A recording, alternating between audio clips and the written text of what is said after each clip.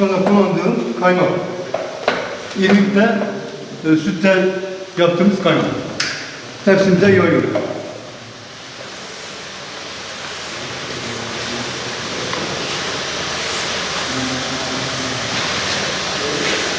...500 gram datarak...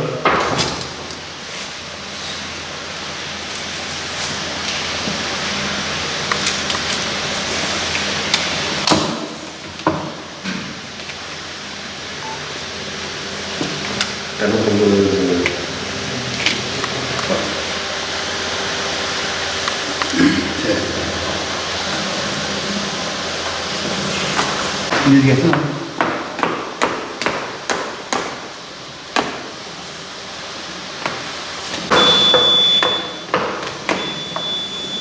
Evet.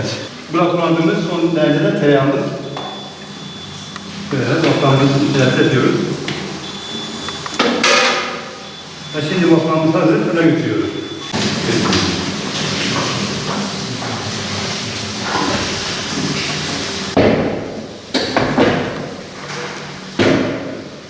Köfteşle koyduğumuz baklava şu anda çıkartıyoruz.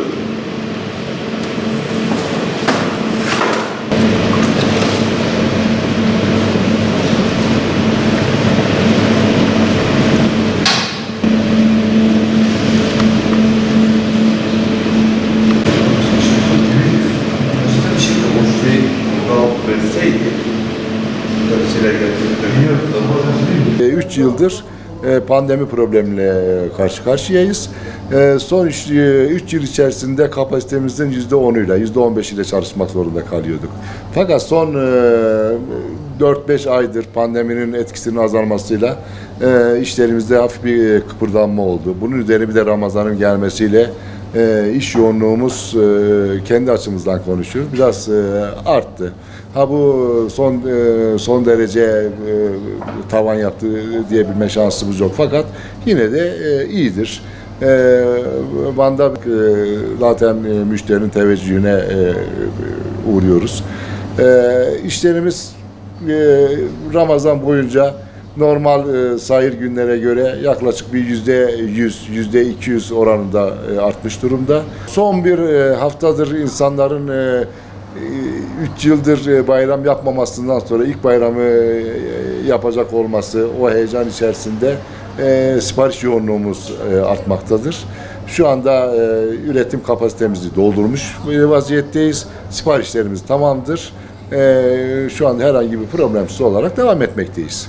Genel anlamda tatlı olarak konuşmamız gerekirse yaklaşık günlük aylık baza vurduğumuz zaman yani 1,5-2 ton civarında olurdu. Fakat şimdi daha da yükseliyor orantı olarak da. Fakat bu gün olarak düşebiliyor da, ay olarak çıkabiliyor da. Ortalama olarak ben söylüyorum. Biz genel olarak tepsi olarak şey yaparız. Genelde satışlarımız tepsi üzerinden olur. Yaklaşık olarak yaklaşık 600-700 tepsi civarında bir şeyimiz vardır, üretimimiz vardır. Vatandaş özellikle Ramazan içerisinde bizim zaten güllaç olayımız bayağı farklıdır. Bayram tatlısı olarak genellikle bizden fıstıklı baklava, cevizli ev baklavası ve cevizli baklava olarak son derece fazla olarak rağbette bulunuyorlar. Daha önceden siparişleri vermeleri gerekiyor. Şu anda mesela bir hafta önce biz bir ay önceden siparişlerimizi sipariş veren kişilerin olduğunu biliyoruz. O yüzden son güne bıraktıkları zaman doğrudur. Yine evlerine tatlı götürebilirler fakat bu kalitede tatlı götürebilme şansları yoktur.